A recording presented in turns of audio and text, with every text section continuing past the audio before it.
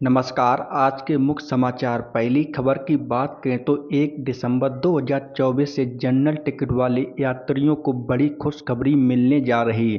भारतीय रेलवे ने यात्रियों की बढ़ती संख्या और उनकी सुविधाओं को ध्यान में रखते हुए कई योजनाएं लागू की हैं।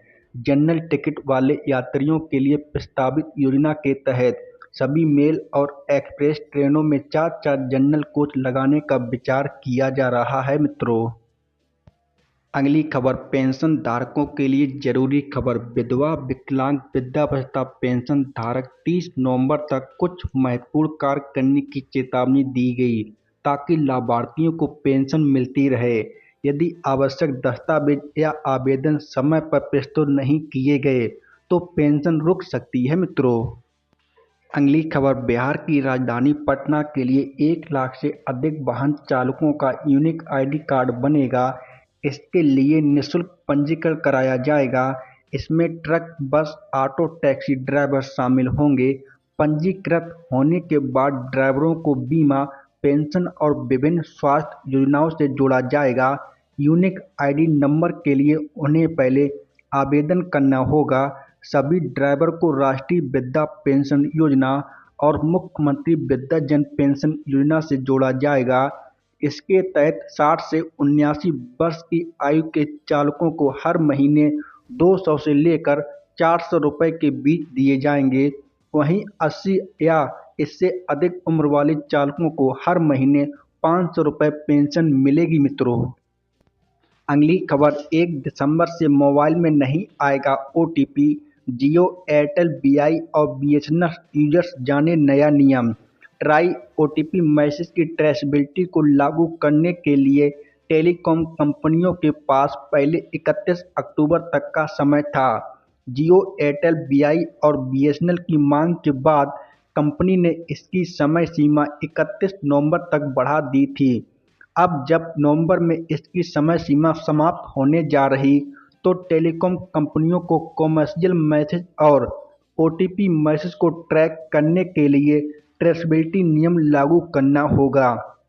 अगर जियो, एयरटेल, वीआई और बीएसएनएल 1 दिसंबर से ट्रेसेबिलिटी नियम को लागू करती है तो इससे ओटीपी मैसेज आने में समय लग सकता है।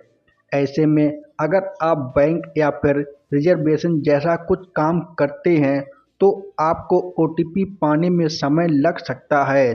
दरअसल ट्राई ने इस तरह का कदम इसलिए उठाया है क्योंकि कई बार फेक ओटीपी मैसेज के जरिए स्कैमर्स लोगों के डिवाइस का एक्सेस पा लेते हैं और इससे लोगों को भारी नुकसान होता है। ट्राई ने सभी टेलीकॉम कंपनियों को इसे सख्ती के साथ लागू करने का फैसला लिया है मित्रों।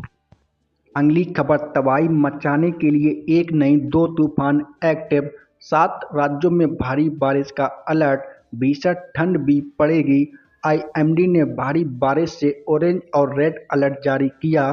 तमिलनाडु, पांडिचेरी और केरल में 25 से 29 नवंबर के दौरान भारी से बहुत भारी बारिश होने के आसार जताए गए हैं। तटीय आंध्र प्रदेश में 26 से 27 नवंबर को भारी बारिश के साथ गरज और बिजली गिरने की संभावना। इसके अलावा पूर्वोत्तर राज्यों में बादल बरस सकते हैं।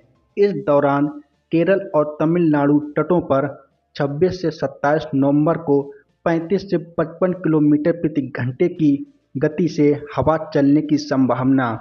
जम्मू कश्मीर, लद्दाख, अंडमान और निकोबार द्वीप समूह के अलग अलग हिस्सों में भी बरसात हो सकती है। उत्तरी राज्यों में तापमान गिर रहा जिससे ठंड भी बढ़ रही है। पंजाब, हरियाणा, चंडीगढ़ के कुछ इलाकों में 24 और 28-30 नवंबर को, हिमाचल प्रदेश में 27 से 29 नवंबर तक और उत्तर प्रदेश में 28 से 30 नवंबर तक सुबह और रात के समय घना कोहरा छाए रहने की संभावना जताई गई है मित्रों। वहीं दिल्ली, राजस्थान, बिहार, असम, मेघालय, पश्चिम बंगाल और सिक्किम में धुंध छाने की संभावना है। मध्य प्रदेश, कर्नाटक के कुछ स्थानों पर न्यूनतम तापमान सामान्य 1 डिग्री सेल्सियस से 3 डिग्री सेल्सियस नीचे है। वहीं स्थिति गोवा, महाराष्ट्र, तेलंगाना, छत्तीसगढ़ में भी है। देश के मैदानी इलाकों में हरियाणा के हिसार और राजस्थान के सीकर में सबसे कम न्यूनतम तापमान 8 डिग्री सेल्सियस दर्ज किया गया है मित्रों। अगली खबर, एमपी में दौड़ेंगी 550 नई बसें, किराया भी होगा कम। मध्य प्रदेश के लोगों के लिए एक बड़ी खबर सामने आ रही। राज्य में सफर करने वाले लोगों की परेशानियों को खत्म करने के लिए 500 से अधिक बसों का संचालन किया जाएगा। इससे नागरिकों को सहूलियत बढ़ जाएगी। आपको बता दें, यह सभी बसें इलेक्ट्रिक बसें होंगी। राज्य सरकार के द्वारा इलेक्ट्रिक बसों का संचालन बड़े पैमाने पर किया जा रहा। मध्य प्रदेश ही नहीं बल्कि भारत के तमाम राज्यों में इलेक्ट्रिक बसों का संचालन किया जा रहा, ताकि देश में प्रदूषण नियंत्रित किया जा सके। पीएम ई बस योजना देश भर में 10,000 इलेक्ट्रिक बसें चलाने का लक्ष्य है। इसके अंतर्गत पीपी मॉडल पर मध्य प्रदेश में भी 552 बसें चलाई जाएंगी। इनमें इंदौर में सबसे ज़्यादा 150 बसें चलाई जाएंगी मित्रों, जबकि भोपाल और जबलपुर में 100 बसें चलेंगी।